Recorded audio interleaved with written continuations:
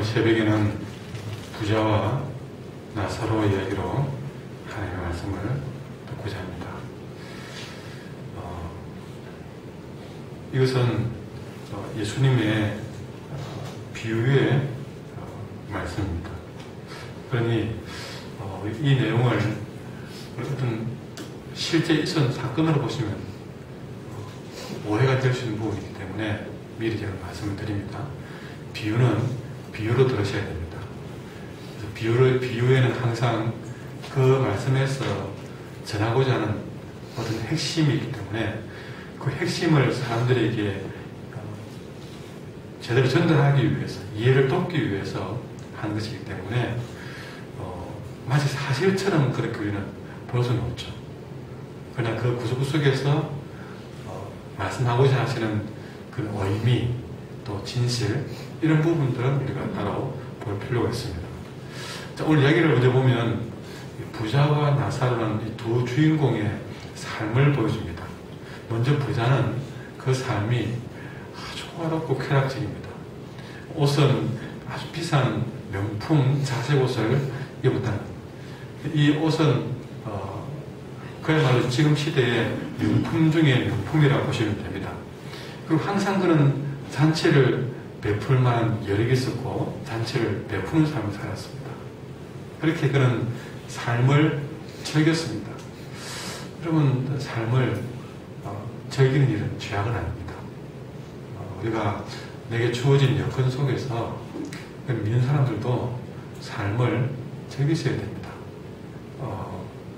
때로는 금욕이 필요해요. 우리가 내 마음의 욕심을 다스릴 필요는 있습니다. 있는데 우리 하나님은 이 땅에서 금욕을 우리에게 강요하지 않습니다. 오히려 성경에 자세히 보면요, 누리라는 말이 더 많습니다. 그러니까 때로는 지나친 또 범죄, 우리가 하나님을 저버린 그런 지나친 욕심을 우리가 경계하는 것이지, 삶을 누려야 될 부분에 대해서는 하나님께서 누리라고 말씀하십니다. 왜냐? 하나님이 누리라고 잔 주셨고, 누리라고 돈도 주셨고, 맛있는 것도 만들어주셨고, 또 세상의 문화도 우리가 죄악된 것이 아니라면 우리가 다른 믿지 않은 사람들과 똑같이 함께 누려야 됩니다. 봄은 봄에 맞게, 여름은 여름에 맞게, 우리는 내게 주어진 상황 속에서 누릴 줄도 알아야 됩니다. 그래서 우리는 성경 속에서 누리라는 말과 감사, 이 모든 것들이 다 성도에게 주어진 이 땅에서의 축복이거든요. 그러니까 오로지 천국만 바라보고 이 땅의 것은 우리가 참고 그렇게 외면하는 뜻이 아니라는 것을 말씀을 드립니다. 그런데 우리가 이 부자의 삶이 이렇게 화롭고 쾌락적이라 했다, 화로웠다는 자체, 또 잔치를 베풀었다, 이런 즐겼다는 사실, 그 자체를 우리가 정죄해서는 안 된다는 그 얘기죠. 반면에 나사로의 삶은 그런 아주 이 부자에 비하면 아주 극단적으로 서로가 상대적입니다. 그는 심하게 병든 채로 그 쾌락을 즐기는 부자의 집 앞에 버려진 거지의 삶을 살았습니다. 그래서 부자와 거지, 부자와 나사로, 이렇게 우리의 삶을 보여주는데, 저는 여기서 예수님이 부자와 나사로를 비교한 것은 아주 극과 극의 상황을, 아까 말했던 비유라고 하기 때문에, 비유는 뭔가를 설명하기 위해서 아주 선명하게 부자와 나사로, 거지, 이렇게 아주 극과 극인 삶의 모습을 딱 상대적으로 보여준 것이죠. 그럼 당연히 사람들은 이 부자의 삶을 동경했을 것입니다. 그런데 그렇게 이야기를 하고 난 다음에, 이것을 설정하고 난 다음에 딱 한마디 하는 말이, 여러분 본문에 보시면 22절에서 이에 그 거지가 죽어. 거지가 죽어서 천사들에게 받들어졌고, 아브라함의 품에 들어가고, 부자도 죽어 장사된다.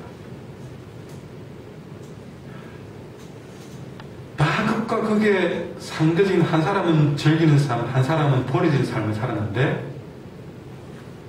자, 이제 첫 번째 명제가 뭐냐면, 부자도 죽고, 거지도 죽는다. 우리가 잘 알고 있는 내용이지만, 성경은 다시 한번 강조합니다. 부자도 죽고, 거지도 죽는다는 거예요.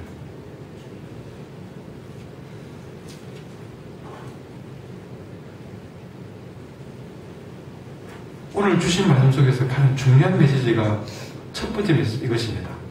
우리 모두에게 그 죽음이 임한다는 것입니다.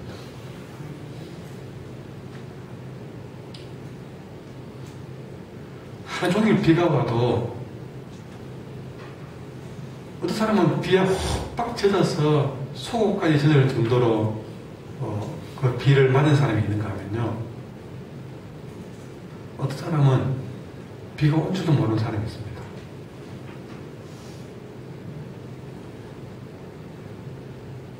그날 온 비를 맞을 수도 있고 안 맞을 수도 있습니다. 하루 종일 전국에 비가 왔다고 해서 아까 말했지만 비가 온 줄도 모르는 사람이 있습니다. 이건 피해갈 수 있습니다.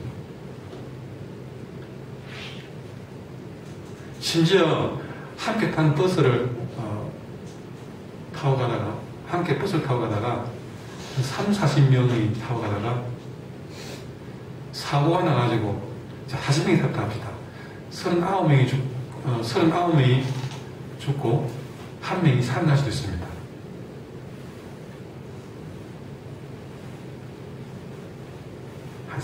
똑같은 사건을 한 장소에서 만나도 볼 수 있다고 했죠. 그러나 죽음은 예외가 없습니다.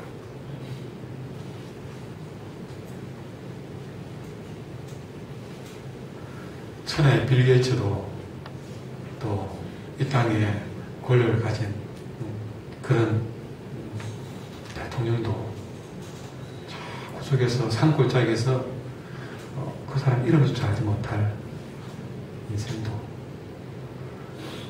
죽음에 강한, 죽음이라는 말을 배우지 않아도 그런 죽음을 맞이할 수밖에 없는, 참으로 우리 인생의 어마어마한 현실, 명제, 우리 모두에게 죽음이 임한다는 사실이죠. 내가 부인해서 할 수 없습니다. 사실 이 설교를 하고 있는 저도요, 죽는다는 게 상상이 안 됩니다.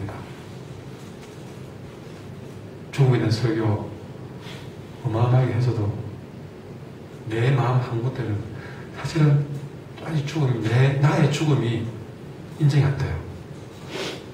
내가 인정 안 한다고 아는 것이 아니라 하나님은 너에게도 우리 모두에게도 언젠가는 죽음의 강은 건너야 된다는 사실이죠.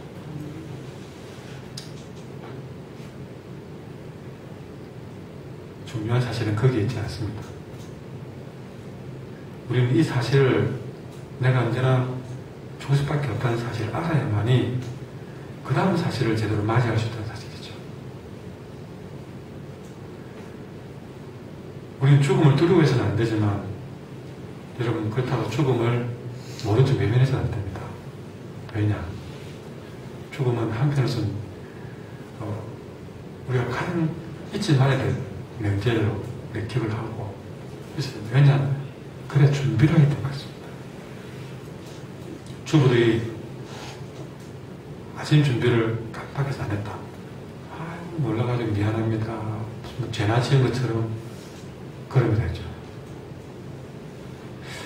그러면 또 넉넉한 마음을 가진 남편이 있다면 용서가 됩니다. 아이고 오늘 좀 아침 안 먹어도 괜찮다. 그럴 수 있죠. 그러니까 여러분, 죽음은 내가 깜빡 안 먹었다 그래서 그 순간이 다가왔을 때 나 몰랐는데요, 핑계할 수 없다는 사실이죠. 우리가 한 끼 아침도 우리가 때가 되면 준비해야 된다는 걸 알고 일어나서 그렇게 쌀을 씻고 밥을 준비합니다. 그렇다면 여러분, 내 인생에 정말 피해가지 못할 가장 중요한 죽음의 강이 있다는 사실을 한다면 아마 준비해야 되는 건 맞지 않습니까? 오늘 여러분 직장에 나가기 위해서 뭔가를 준비하셨다면 그보다 더 중요한 죽음을 왜 준비하지 않습니까? 언제 올 줄 알아서 죄송하지만 여러분은 그 날이 언제인 줄 아십니까? 근데 왜 준비를 안 하십니까? 제가 명확하게 물어봅니다. 지금 이 순간에 죄송하지만요, 제가 이 말을 다르게 오해하지 마세요. 그냥 우리가 그것을 때를 알지 못하기 때문에 하는 얘기입니다. 이 새끼를 마치고 하나님 불러가시면 어떻게 하시겠습니까? 준비되어 있습니까?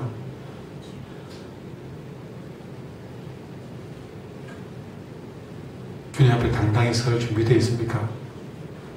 주님이 내게 물어보실 것에 대한 준비되어 있습니까?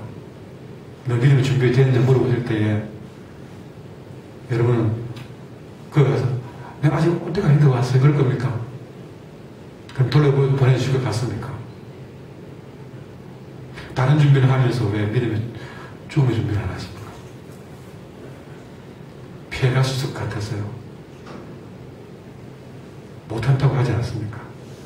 우리 모두에게 그것이 임한다고 하지 않습니까? 히브리서 9장 27절에 보니까 사람이 한 번 죽는 것은 정해진 운명이다고 했습니다. 우리가 왜 죽음을 준비해야 되느냐? 그 죽음 후에는 심판이 있다고 히브리서 9장 27절에 말했습니다. 그래서 준비를 해야 됩니다.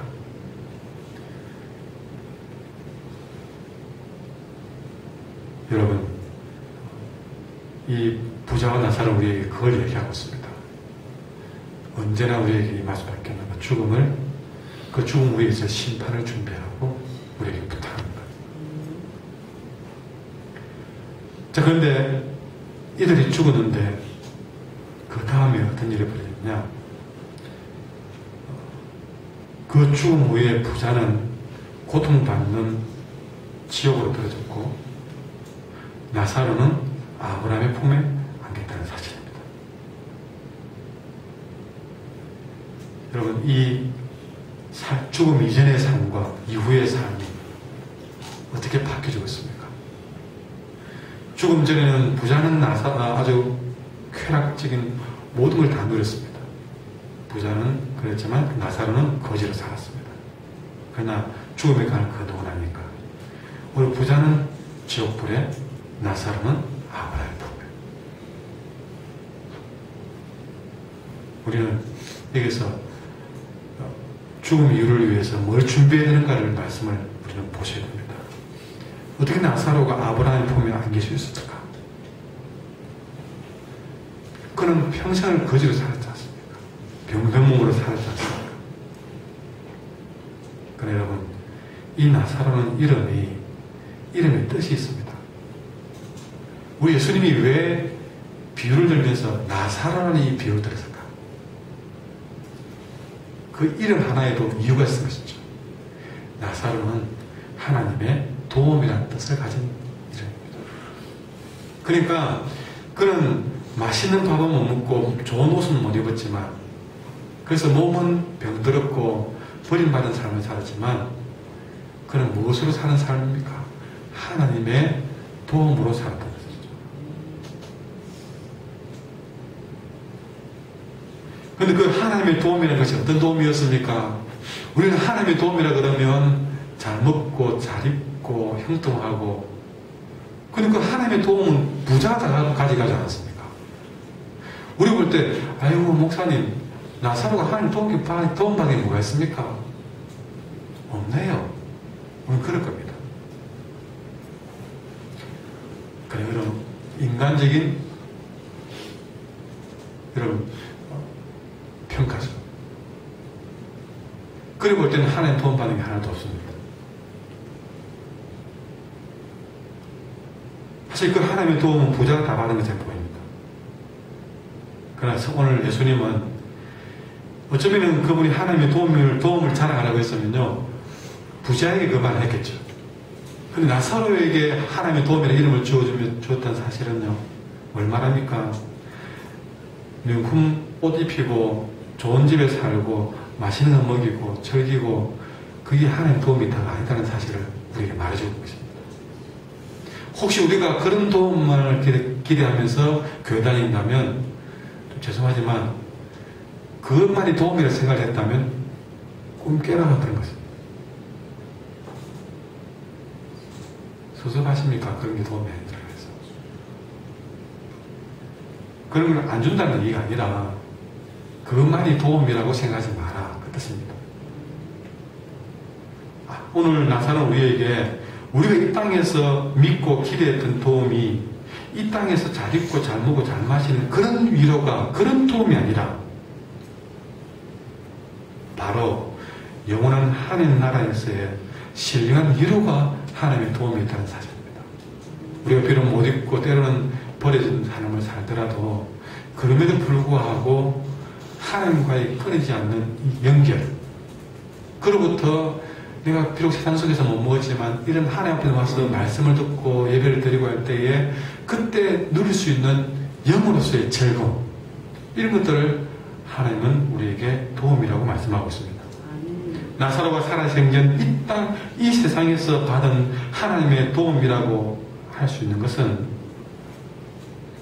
그저 부잣집 상에서 떨어진 것 가지고 연명하는 것 그것밖에 없었습니다. 눈에 보이는 것입니다. 그러니 거기서 도움을 찾는 것이 아니라 하나님이 그에게 늘 어지가 되고 모세가 선지자가 전한 그 진리의 말씀을 믿음으로 인해서 그런 하나님의 영원한 위로와 도움을 받았다는 사실입니다. 여러분, 내가 믿고 기대하는 일은 이 땅의 것입니까? 하나님 나라의 것입니까? 이 땅에서부터 오는 것이 아니라 하나님 나라에서부터 오는 위로를 여러분은 구할 수 있기를 바랍니다. 먼저 그 나라와 그 일을 구하라.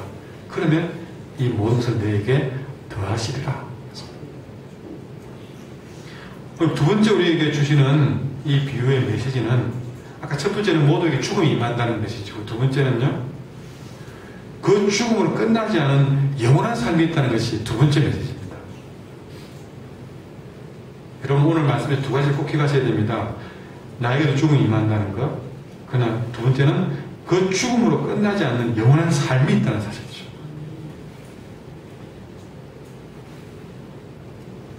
이 땅에 살면서 정작 자기 자신에게 죽음이 임한다는 사실을 모른 채, 그래서 그 죽음으로 끝나지 않는 영원한 삶이 있다는 것을 모른 채, 그래서 그걸 모르고 살아생전에 아무런 그에 대한 대비도 없이 가진 인생, 시간, 돈을 가지고 자기 하고 싶은 거 다 해보고 즐기며 사는 동안에 영원한 저 세계에 대한 준비가 전혀 안 돼 있고, 그렇게 영원한 세계를 준비할 수 있는 기회가 와도 말씀을 들어도 그건 나와 상관없는 것처럼 엄마 그건 가봐야 알지 그러면서 그렇게 아무런 대비가 없이 자신의 쾌락만을 살았던 그런 부자는 결국 죽어서 영원히 꺼지지 않는 지옥불 가운데 던져지는 것을 보게 됩니다. 그러나 비록 반대로 이 땅에서는 거지로, 부스럼투성이로 개들이 그 헌대를 핥으며 대문에 버려진 채 부자의 상에 떨어지는 부스러기로 그 줄인 배를 겨우겨우 채우며 살아갔지만, 오히려 그렇게 인간적으로 기대할 것이 하나도 없어서 그런지 오히려 그 때문에 오직 하나님 그분이 주시는 위로 하나만 붙들고 살았던 나사로, 그 나사로는 죽을 때 어떻게 됐습니까? 22절에 이렇게 표현했습니다. 그가 죽을 때는 천사의 안내를 받으며 천사가 받들어서 아브라함의 품에 간다고 합니다. 부자는 죽어서 영원한 지옥불로, 거지는 살아서 영원하게 아브라함의 품으로, 그것도 천사에게 받들려 갔다는 것이죠. 죽음은 그렇게 우리의 삶을 그렇게 계산합니다. 여러분, 죽음은 우리 인생에 피해가지 못할 결산의 현장입니다. 어떻게 살았는지 평가하시는 현장입니다. 우리 어릴 때 시험지 들고 가면 선생님 빨간 색연필로 동그라미를 슥슥 그려줄 때 기분 나쁘다. 그 동그라미가 얼마나 기분 좋은 건가. 거기다가 저는 어릴 때 그 동그라미가 그냥 동그라미가 아니고요. 그 내용을 봐서 동그라미가 이렇게 안으로서 이렇게 몇 바퀴 도는 그런 동그라미 아닙니까? 그 동그라미가 많으면 수에 가깝고 그냥 동그라미가 그냥 간단하면 조금 덜했고 이런 기억이 나거든요. 여러분, 나사로는 동그라미가 빼곡히 채워지는 그야말로 최고의 합격점을 받았습니다. 부자는 가입별. 여러분, 세상의 시험지는 한 번의 평가지만 죽으러 맞이하는 결산은 영원한 결산입니다. 그렇게 지옥불에 영원토록 꺼지지 않는 불덩이에 던져진 부자는요, 어느 날 그가 지옥불에서 저 건너편에 아브라함의 품에 안기는 나사로를 보게 됩니다. 그 나사로를 보면서 아브라함이 부탁합니다. 나사로를 통해서 손가락 끝에 물 한 방울만 보내달라고 하셔야 합니다. 이거는 그가 받은 결산, 지옥의 고통이 얼마나 큰 것인가를 상상케 해줍니다. 하지만 아브라함은 이 작은 긍휼을 구하는 부자의 요청을 거절해버립니다. 왜냐? 살았을 때 좋은 것을 받은 자가 괴로움을 당하고 살았을 때 고통받는 자가 위로를 받는 것이 당연하다고 공정하다고 말하고 있는 말씀을 보게 됩니다. 이거는 예수님의 비유입니다. 여러분, 세상은 참 공정합니다. 살았을 때 좋은 것을 받은 자는 괴로움 당하는 것이 공정하다고 합니다. 고난받은 자가 하나님 앞에서 위로받는 것은 너무나 당연하다고 말씀하십니다. 게다가 천국과 지옥 사이에는 거대한 장애물이 있어서 그 누구도 그 강을 건널 수가 없다고 얘기합니다. 뭘 말할까요? 우리 인생에 돌이킬 수 없는 순간이 온다는 것입니다. 그것이 죽음이고 죽음 이후의 시기라는 것이죠. 그때는 그 어떤 것도 돌이킬 수가 없다는 것을 말씀해 줍니다. 자신은 도저히 돌이킬 수가 없다는 사실을 알 부자는 아브라함에게 또 한 가지 부탁합니다. 아브라함이요, 그러면 저 나사를 좀 보내가지고 내 형제들만이라도 여기 못 오게 해주세요. 근데 그때 준 이야기가 30절인데요. 같이 읽어볼까요? 30절. 시작.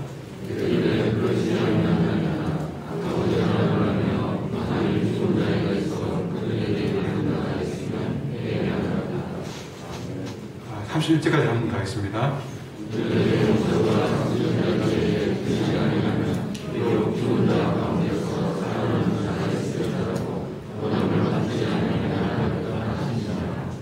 아멘.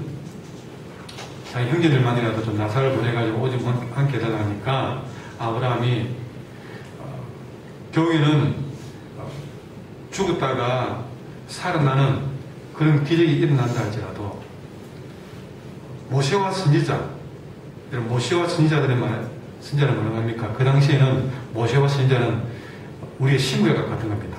그때는 모세 오경과 선지서를 말하니까 구약을 말합니다.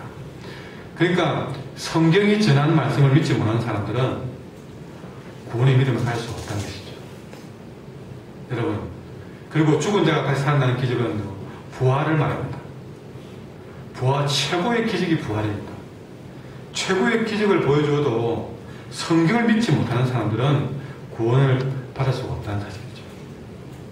여러분, 우리가 끝까지 주신 말씀 앞에서 회개하지 않는 사람은, 이 완악한 자들은, 그때 회개의 믿음을 갖지 못한 사람들은 결국 저 부자 간길을 갈 수밖에 없다는 사실을 말해주고 있습니다. 기회가 항상 있는 것이 아님을 기억하십시오. 언제가 기회냐? 여러분, 모세와 선지자들에게 듣지 아니하면 여러분 내게 말씀이 선포되는 바로 그것이 내게 기회의 순간들입니다. 그때 내게 주는 말씀을 듣지 않으면 더 이상 기회가 없다는 것입니다. 말씀을 줄 때 회개하지 아니하면 부자처럼 뒤늦게 회개해도 소용이 없다는 것입니다. 영원한 세계에서의 위로를 준비하시는 기회는 이 시간뿐입니다. 하나님이 내게 말씀하실 그때뿐입니다. 나를 회개하게 만들 그때 우리는 주께 돌아와야 되겠습니다. 여러분, 이 말씀을 들을 때 준비하십시다. 그래서 부자처럼 돌길 수 없는 데에 가서 후회하는 인생이 되지 않도록 언제나 내 주님께서 부려갔을 때에 주님 저는 준비 다 했습니다 하고 주님 앞에 설 수 있도록 살아갑시다. 이제 찬양할 때에 480장 한번 따라합시다.